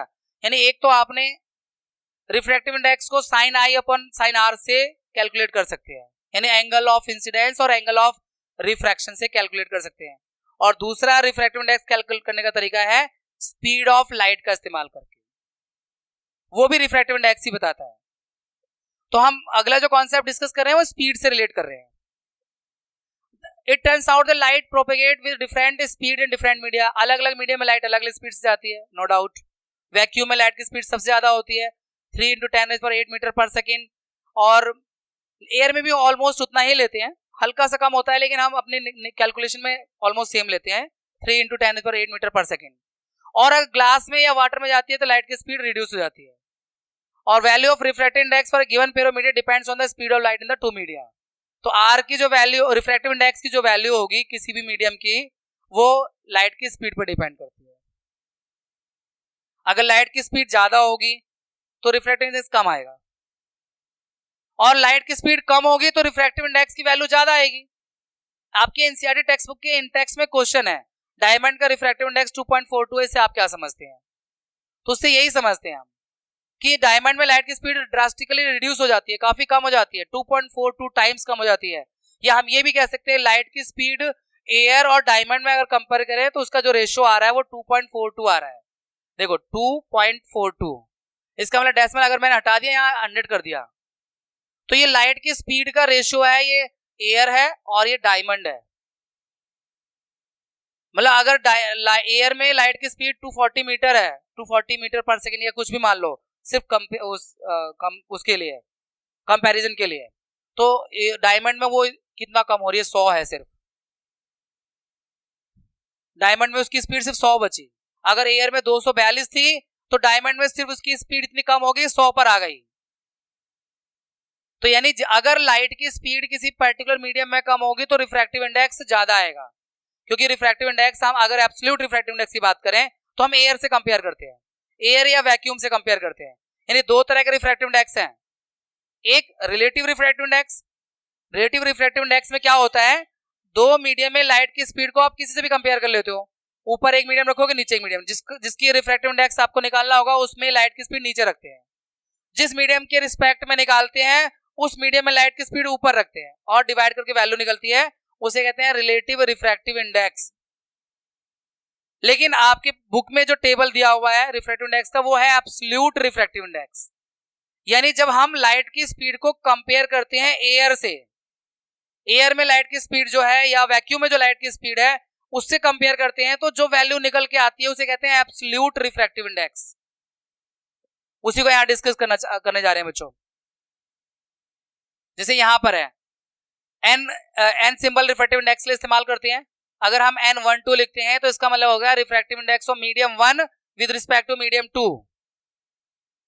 तो मीडियम 1 में जो लाइट की स्पीड है, अगर हम मीडियम 1 यहाँ पे मीडियम 1 एयर मान रहे हैं और मीडियम 2 ग्लास मान रहे हैं, अगर 1 और 2 कर रहे हैं तो मीडियम 1 में जो लाइट की स्पीड हो वो नीचे रहेगी, जिसका भी आपने रिफ्रैक्टिव इंडेक्स निकाल रहे हो उसमें लाइट की स्पीड नीचे रखो, और जिसके रिस्पेक्ट में निकाल रहे हो उसमें लाइट की स्पीड जो भी है उसे ऊपर रखो। तो N12 refractive index of medium 1 with respect to medium 2 होगा V2 upon V1। Velocity of light in medium 2 divided by velocity of light in medium 1, it gives you relative refractive index 1 with respect to 2। और अगर उल्टा लिखें N21 लिख दें तो इसका मतलब होता है refractive index of medium 2 with respect to medium 1। तो फिर मीडियम 1 में जो लाइट की स्पीड होगी उसे ऊपर रखना है और जिसकी आप निकाल रहे हो यानी मीडियम 2 में लाइट की स्पीड को नीचे रखना है, डिवाइड करना है। तो we get the relative refractive index of medium 2 with respect to medium 1। इसे 2 रिस्पेक्ट टू 1 पढ़ना है, 21 नहीं पढ़ना है, इसे कहीं से 12 पढ़ने लगो, इसे 21 पढ़ने लगो जी नहीं। इसका मतलब है refractive index of medium 1 with respect to 2, इसका मतलब है refractive index of medium 2 with respect to medium 1। अब एब्सोल्यूट रिफ्रैक्टिव इंडेक्स क्या होता है, ऑलरेडी मैंने आपको बता दिया है। जब हम किसी भी मीडियम में जब रिफ्रैक्टिव इंडेक्स किसी मीडियम का निकालना चाहते हैं एयर के रिस्पेक्ट में या वैक्यूम के रिस्पेक्ट, क्योंकि दोनों में इक्वल लेते हैं लाइट की स्पीड, तो वो जो उस मीडियम का रिफ्रैक्टिव इंडेक्स आता है उसे कहते हैं एब्सोल्यूट रिफ्रैक्टिव इंडेक्स, उसे n से डिनोट करते हैं, n equal to C upon V। If medium 1 is vacuum or air, the refractive index of medium 2 is considered to be with respect to vacuum, and this is called absolute refractive index. It is simply represented by n, इसे सिर्फ n से दिखाते हैं। C होता है light की speed air में जो 3 लाख किलोमीटर पर सेकेंड है, और मीडियम में जो भी स्पीड होगी वो नीचे रखेंगे और डिवाइड कर देंगे, जो वैल्यू आएगी वो एब्सोल्यूट रिफ्रैक्टिव इंडेक्स होगा उस मीडियम का। I think this is clear. अभी कुछ आपकी वैल्यूज हैं जो रिफ्रैक्टिव इंडेक्स को शो कर रही हैं, एयर में, आइस में, वाटर में, डायमंड वाला ये देख सकते हैं आप। एयर में रिफ्रैक्टिव इंडेक्स ये एब्सोल्यूट रिफ्रैक्टिव इंडेक्स दिखा रही है, आइस में स्पीड कम हो गई, उससे भी कम वाटर में, अल्कोहल में और कम हो गई, केरोसिन में कम हो गई। देखो यहाँ पे एक चीज आपसे डिस्कस करना जरूरी है, आपके एनसीईआरटी में डिस्कस्ड है अभी। वाटर को और केरोसिन को कंपेयर करो, वाटर का refractive index absolute refractive index 1.33 है और केरोसिन ऑयल का 1.44 है। लेकिन अगर हम दो तरह की डेंसिटी होती है बच्चों, एक ऑप्टिकल डेंसिटी, एक मास डेंसिटी। केमिस्ट्री में आता है मास डेंसिटी, फिजिक्स में आता है ऑप्टिकल डेंसिटी बेसिकली। तो मास डेंसिटी का मतलब होता है कि पानी भारी होता है ऑयल से, इसलिए ग्लास में अगर पानी है, ऑयल है, तो ऑयल ऊपर फ्लोट करता है पानी के ऊपर, केरोसिन ऑयल। यानी केरोसिन ऑयल की ऑप्टिकल मास डेंसिटी कम होती है वाटर से। लेकिन लाइट वाले चैप्टर में ऑप्टिकल डेंसिटी उल्टा हो जाता है। ऑप्टिकल डेंसिटी देखो पानी की कम है और केरोसिन की ज्यादा है, तो ऑप्टिकल डेंसिटी और मास डेंसिटी में आपको कंफ्यूज नहीं होना, दोनों अलग अलग टर्म है, अलग अलग तरह से देखे जाते हैं उनको। केरोसिन की मास डेंसिटी वाटर से कम है, इसलिए केरोसिन पानी पे फ्लोट करता है, लेकिन अगर ऑप्टिकल डेंसिटी की बात करते हैं, लाइट की स्पीड की बात करते हैं, तो लाइट की स्पीड केरोसिन में कम होती है, वाटर में ज्यादा होती है। यानी वाटर ऑप्टिकली रेयर मीडियम है when compare to the kerosene. ठीक है, और सबसे ज्यादा ऑप्टिकल डेंसर तो डायमंड हो गया हमारे इस लिस्ट में। ये सारी बातें वही समझाई हैं जो आपको वही है। An optically denser medium may not possess greater mass, जरूरी नहीं है कि जो ऑप्टिकली डेंसर हो उसकी मास डेंसिटी भी ज्यादा हो, कंपेयर जैसे हमने अभी कैरोसिन ऑयल का किया आपके साथ। कैरोसिन की ऑप्टिकल डेंसिटी ज्यादा है लेकिन मास डेंसिटी उसकी कम है। In comparing to media, the one with larger refractive index is optically denser medium than the other. जिसका रिफ्रैक्टिव इंडेक्स ज्यादा होगा वो ऑप्टिकली डेंसर मीडियम होगा। डायमंड हमारी लिस्ट में सबसे ज्यादा ऑप्टिकल डेंसर मीडियम था अभी जो देखा। The medium of lower refractive index optic, जिसका रिफ्रैक्टिव इंडेक्स कम है ऑप्टिकली रेयर मीडियम है और उसमें लाइट की स्पीड ज्यादा होती है। और speed of light rare medium में ज्यादा होती है अगर डेंसर मीडियम से कंपेयर करेंगे। डेंसर बोले तो ऑप्टिकली डेंसर मीडियम से कंपेयर करेंगे तो।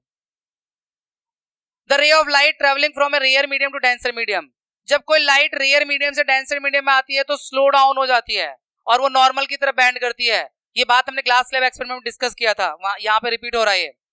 और जब वो डेंसर मीडियम से रेयर मीडियम आती है तो इसकी स्पीड बढ़ जाती है और वो अवे फ्रॉम द नॉर्मल जाती है।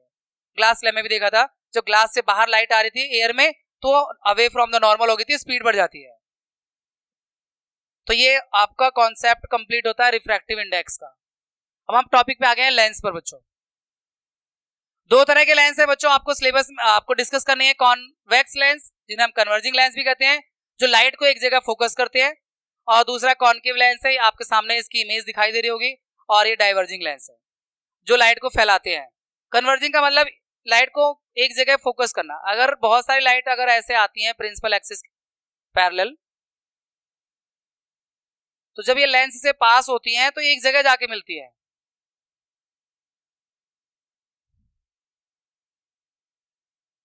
ऐसे, इसलिए इसे कन्वर्जिंग लेंस भी कहते हैं, क्यों लाइट को एक जगह फोकस करता है, इसलिए इसे कन्वर्जिंग लेंस दूसरा नाम है इसका। और ये लाइट को फैलाता है।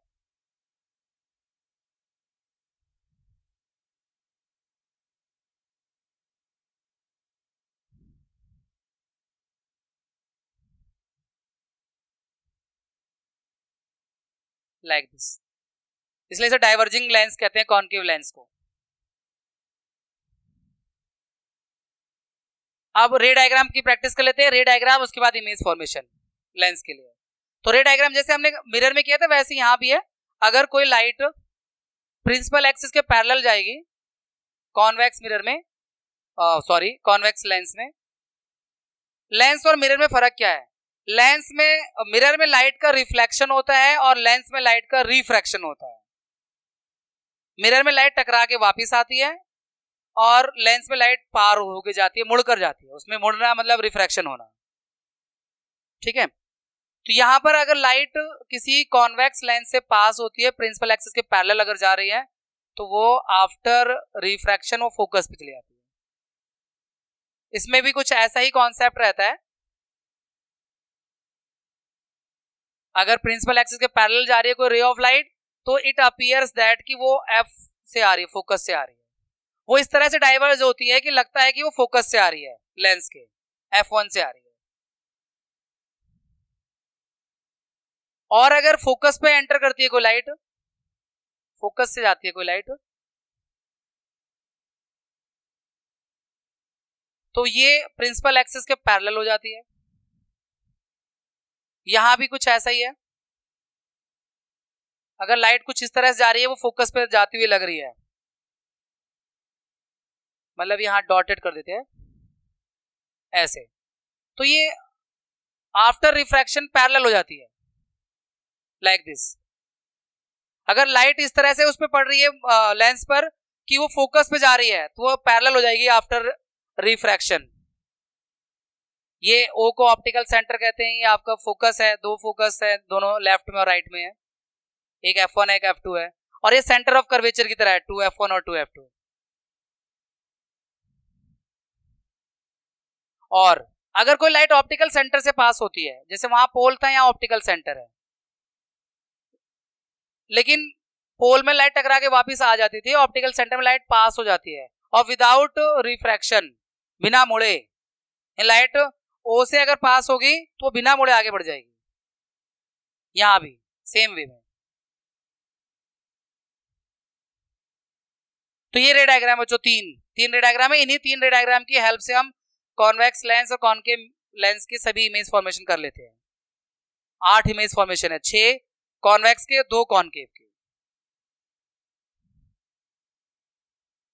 जैसे पहला है इमेज फॉर्मेशन, अगर ऑब्जेक्ट को इन्फिनिटी पे रखते हो। अच्छा, कॉन्वेक्स लेंस की जो इमेज फॉर्मेशन है वो कॉनकेव मिरर से कंपेयर करोगे तो बहुत जल्दी समझ में आ जाएगा, याद भी रहेगा। जैसे जैसे पैटर्न यहां फॉलो होता है वैसे वैसे वहां कॉनकेव लेंस मिरर में था। कॉनकेव मिरर की इमेज फॉर्मेशन और कॉन्वेक्स लेंस की इमेज फॉर्मेशन रिलेटिवली कंपेयर करके आसानी से याद हो जाती है, सेम पैटर्न से बनती है। जैसे आप कॉनकेव जो मिरर था उसमें ऑब्जेक्ट को इन्फिनिटी पे रखा था, इमेज फोकस पे बन रहा था, पॉइंट साइज था, रियल था, इन्वर्टेड था। यहां भी वही होना है। फर्क यह है कि वो जो है लेफ्ट में बन रहा था फोकस पे, ये राइट में जाके बनता है, क्योंकि यार लाइट रिफ्रैक्ट हो रही है, पार होके जा रही है। लेंस एक ट्रांसपेरेंट मीडियम है और मिरर एक ओपेक मीडियम है जहां पे लाइट टकरा के वापिस आएगी। तो ये इन्फिनिटी पे अगर ऑब्जेक्ट को रखती है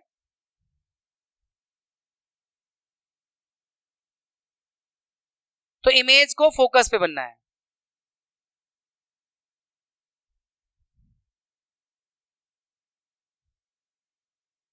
लाइक दिस, इमेज F2 पे बन रहा है, रियल, इन्वर्टेड, पॉइंट साइज। ये सारी बातें आपको लिखनी होंगी, प्रैक्टिस करनी होंगी।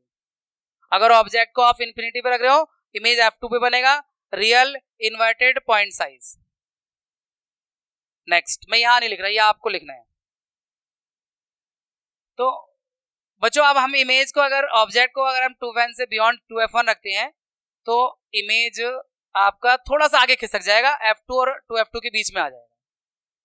ठीक है ना, कोशिश करेंगे जबरदस्ती वहां लाके बनाएं, क्योंकि पता है बननी वही है, तो वहीं लेके आने के प्रयास करेंगे। ये एक प्रिंसिपल एक्सिस से पैरेलल जाएगा और इसे टकरा के F2 से जाना है, मतलब रिफ्रैक्ट होके, नॉट टकरा के, और दूसरा O से लेके जाना है और यहां कहीं मीट करवाना है जबरदस्ती समझो से।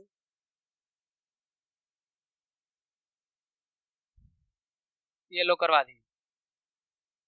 तो जो इमेज बन रही है बच्चों वो F2 और 2f2 के बीच में बन रहा है, रियल है, इन्वर्टेड है, स्मॉल इन साइज है। कॉनकेव में भी ऐसे ही था, पहला वाला पॉइंट साइज था, दूसरा वाला रियल, इन्वर्टेड, स्मॉल साइज था, तीसरा वाला सेम साइज का हो गया था कॉनकेव मिरर में भी, और यहाँ भी तीसरा वाला जो F2f1 पे रखेंगे वो 2f2 बनेगा और सेम साइज का बनेगा। तो कंपेयर करके एकदम से याद रहता है। एक बार कॉनकेव का अच्छे सीख लिया तो कॉन्वेक्स तो अपने आप याद रहेगा, कॉनकेव मिरर से सीख लिया तो कॉन्वेक्स लेंस याद रहेगा।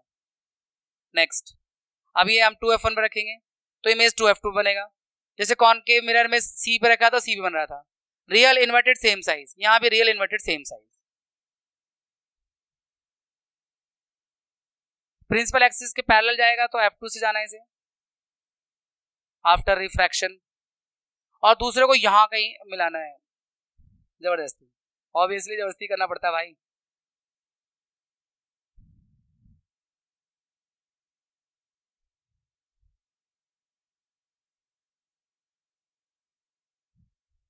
जबरदस्ती, ठीक है भाई। तो ये आपका F2 पे बनेगा, इमेज सेम साइज का बनेगा, रियल, इन्वर्टेड, सेम साइज, और 2f2 पर इमेज बनेगा। ठीक है, नेक्स्ट, अब 2f1 और f1 के बीच में रखेंगे, उसमें बियॉन्ड,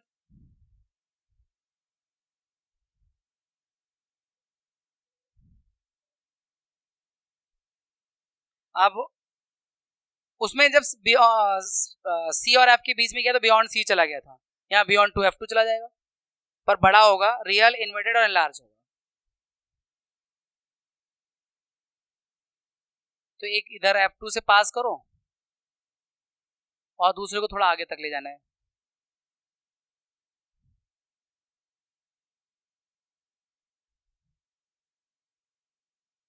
लाइक दिस।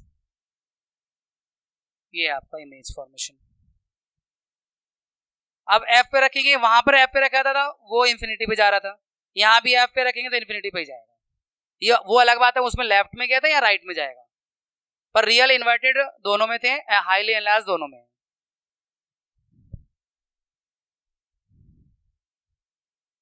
एफ पर रख दो इमेज को, ऑब्जेक्ट को, तो इमेज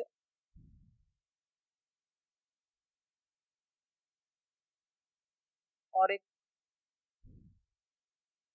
देखो ना, एक पैरेललोग्राम का शेप बनता है इसमें, इसलिए भी ये इन्फिनिटी पे जाके मिलेगा, क्योंकि देखो ये जितना डिस्टेंस है उतना ये डिस्टेंस है कि O से F2 का डिस्टेंस या O से F1 का इक्वल ही होता है, और पैरेलल भी, ये भी पैरेलल है इसके, तो ये एक तरह से पैरेललोग्राम का शेप बनता है, इसलिए मीट नहीं करती है, इन्फिनिटी पे जाके मीट करेंगे, ऑब्जेक्ट हाईली एनलार्ज होगा, इन्फिनिटी इमेज हाईली एनलार्ज होगा और इन्फिनिटी पे जाके मिलेगा real inverted and highly enlarged. उसके बाद नेक्स्ट ऑब्जेक्ट को आप O और F1 के बीच में रखेंगे तो ये इधर ही लेफ्ट में आके बनेगा, ये इकलौती इमेज कॉन्वेक्स मिरर में जो हम लोग डिस्कस करते हैं वर्चुअल, इरेक्ट और एनलार्ज में रहती है। चलिए, बहुत सारे बच्चों का ध्यान उसी पे रहता है, वो जो चल रहा होता है ना, इसमें बड़ा अच्छा फंक्शन दे रखा है, वहीं पे रहता है पूरा फोकस्ड। हाँ हाँ, अब ऑब्जेक्ट को अगर O और F1 के बीच में रखेंगे बच्चों तो ये भाग रहे हैं, ऑब्जेक्ट ही कह रहा है,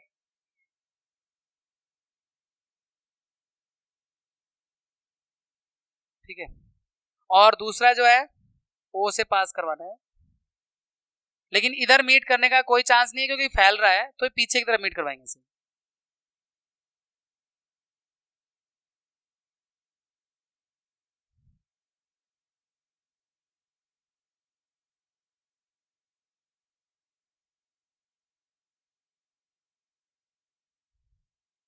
इसे डॉटेड बनाना चाहिए क्योंकि वर्चुअल इमेज होती है ना, ये virtual, erect, highly enlarged on the left of the lens. ये आपका इमेज फॉर्मेशन हो गया बच्चों कॉन्वेक्स लेंस के, बिल्कुल कॉनकेव मिरर जैसे हैं। अब दो इमेज फॉर्मेशन और है बच्चों कॉनकेव मिरर के, एक इन्फिनिटी पर, तो ऑब्जेक्ट को बच्चों अगर हम कॉनकेव लेंस के सामने इन्फिनिटी पर रखेंगे तो इसका इमेज आपका F पर बनेगा, ये पॉइंट साइज बनेगा, वर्चुअल इरेक्ट बनेगा। एक तो ये प्रिंसिपल एक्सिस के पैरेलल लेके जाना होता है, और यहाँ ऑप्टिकल सेंटर से बैंड हो जाती है, रिफ्रैक्ट हो जाती है, तो यहाँ डॉटेड लाइन दिखाएंगे ऐसे, लाइक दिस, और इधर लाइक दिस, तो ये इमेज यहाँ बन जाती है F1 पर point size, virtual and erect. इसके बाद अगर हम ऑब्जेक्ट को F1 और 2F1 के बीच में रखते हैं तो इमेज O और F1 के बीच में बनेगा, तो ये वाला जो लाइट है रिफ्रैक्ट होगा तो ऐसा लगेगा F1 से आ रहा है, एक ये, और दूसरा O से पास करवाओ, तो दोनों जहां मीट कर रहे हैं ये पॉइंट है, डॉटेड दिखाना होता है वर्चुअल इमेज को अक्सर। तो इमेज इरेक्ट है, O और F1 के बीच में है, स्मॉल इन साइज है, वर्चुअल है। We are very close to our target. विद्यार्थीगण कृपया ध्यान दें, हमारी ये लाइट की ट्रेन अपने गंतव्य स्थान तक पहुंचने वाली है। आइए साइन कन्वेंशन की अगर बात करें बच्चों, साइन कन्वेंशन की बात करो तो साइन कन्वेंशन बिल्कुल वही वाला है जो हमने मिरर में डिस्कस किया है। ऑब्जेक्ट को हमेशा लेफ्ट में रखना है, इसमें भी ऑब्जेक्ट को लेफ्ट में रखना है। इमेज का जो डिस्टेंस जो भी मेजर होंगे वो उसमें पोल से हो रहे थे, यहाँ ऑप्टिकल सेंटर से होंगे।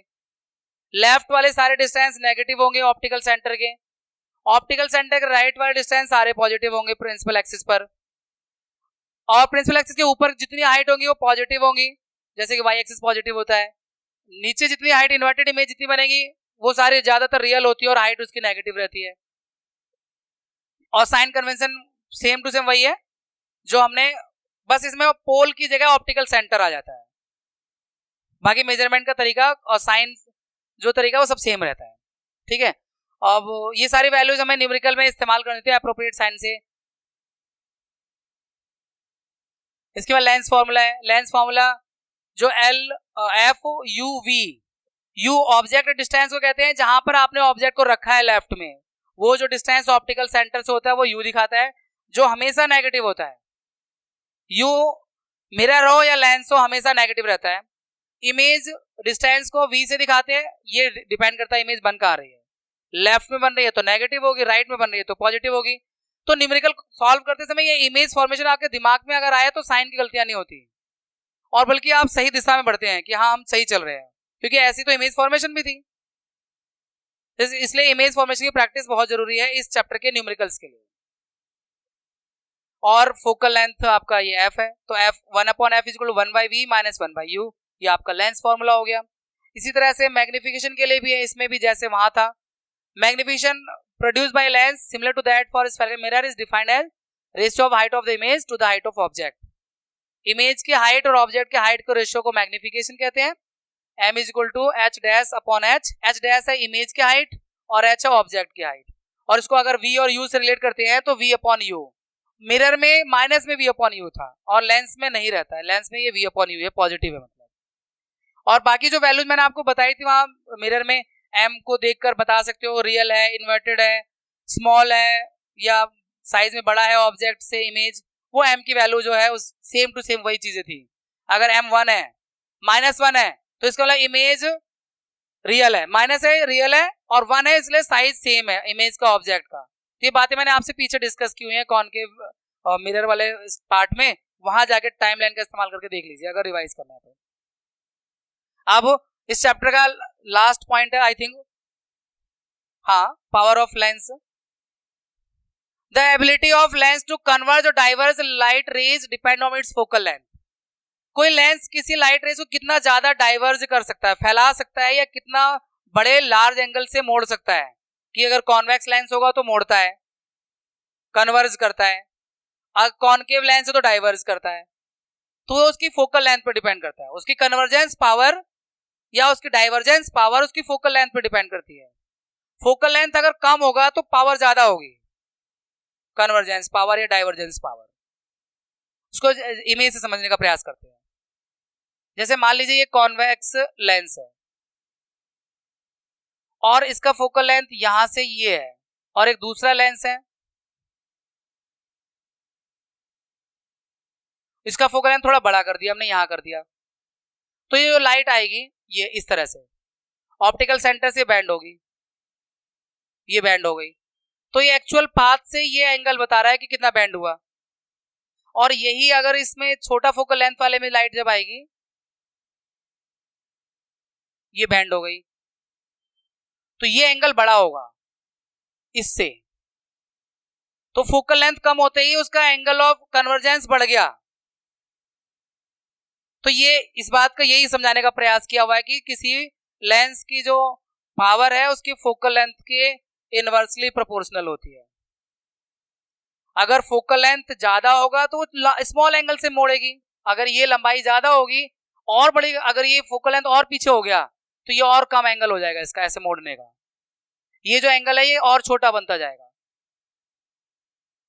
जैसे कि ग्लास विंडो है, विंडो में प्लेन लगा हुआ है, उसमें ग्लास, लाइट सीधी चली आएगी, उसमें मुड़ने का क्या लॉजिक है ना, 90 डिग्री से एंटर करते हो सीधी निकल जाएगी। लेकिन जब लेंस है तो उसमें जैसे जैसे फोकल लेंथ उसका, ग्लास में फोकल लेंथ इनफाइनाइट हो जाता है, वो तो प्लेन हो जाता है ना, तो यहाँ पर फोकल लेंथ जैसे जैसे इंक्रीज करती जाएगी उसका एंगल कम होता जाएगा मोड़ने का, और जितना छोटा होता जाएगा फोकल लेंथ उतने लार्ज एंगल से वो बैंड करने लगेगी लाइट को। तो ये इसीलिए कहते हैं कि पावर ऑफ लेंस है वो रेसिप्रोकल होता है फोकल लेंथ के, जो जितने बड़े लार्ज एंगल से डाइवर्ज कर रहा है उतना ज्यादा पावरफुल है, जितने बड़े लार्ज एंगल से कन्वर्ज कर रहा है उतना ज्यादा पावरफुल लेंस है। आते बढ़ते इस पे। For example, a convex lens short focal length bend the light through large angle by focusing them closer to the optical center। ठीक है, अगर फोकल लेंथ कम है तो पास में मोड़ेगा, ज्यादा बड़ा एंगल होगा। और कॉनकेव लेंस जिसका फोकल लेंथ कम होगा वो हाई डाइवर्जेंस हो, यानी बड़े एंगल से डाइवर्ज करेगा फोकल लेंथ को, लाइट रेज को। डिग्री ऑफ कन्वर्जेंस और डाइवर्जेंस ऑफ लाइट रे achieved by lens is expressed in terms of its power. कितना ज्यादा वो बैंड करता है लाइट को या कितना ज्यादा डाइवर्ज करता है, ये पावर से अचीव की जाती है, पावर से मालूम चलता है लेंस की, और पावर पता चलता है फोकल लेंथ से। तो power of lens is defined as reciprocal of focal length, ये इसका सिंबल कैपिटल लेटर में P है और P is equal to 1/f है। SI यूनिट पावर का ऑफ लेंस का डायप्टर है, इसका सिंबल कैपिटल लेटर में D है। 1 डायप्टर इक्वल होता है 1 पर मीटर, यानी जिस लेंस का फोकल लेंथ 1 मीटर है उसका पावर 1 डायप्टर है। तो 1 डायप्टर इज इक्वल टू 1 पर मीटर, इसे हम पर मीटर पढ़ेंगे ऐसे, 1 पर मीटर ऐसे। तो इसी को जब ऊपर ले जाते हैं तो माइनस हो जाता है power. Power of convex lens positive होता है और कॉन्केव लेंस की पावर नेगेटिव होती है, इसलिए याद रखना है क्योंकि न्यूमेरिकल में काम आएंगे आपको, ये साइन काम आएंगे न्यूमेरिकल सॉल्व करते समय कि फोकल लेंथ जो कॉन्वेक्स लेंस है अगर उसकी पावर है वो, अच्छा पावर भी फोकल लेंथ से डिसाइड होती है, तो हमें ये अगर क्लियर हो कि फोकल लेंथ कैसी होगी, नेगेटिव या पॉजिटिव, उससे पावर पता लगेगी। तो कॉन्वेक्स लेंस हो या कॉन्वेक्स मिरर हो, दोनों का फोकल लेंथ पॉजिटिव होता है, इसलिए पावर भी पॉजिटिव रहती है। कॉनकेव मिरर हो या कॉनकेव लेंस हो, दोनों का फोकल लेंथ नेगेटिव होता है, सामने की तरफ होता है, इसलिए उनकी पावर भी नेगेटिव रहती है। तो फोकल लेंथ वाला सिंबल याद रहेगा तो पावर भी याद रहेगा। दोनों कॉन्वेक्स में positive power, focal length positive, दोनों कॉनकेव में लेंस हो चाहे मिरर हो, फोकल लेंथ नेगेटिव, पावर भी नेगेटिव होती है।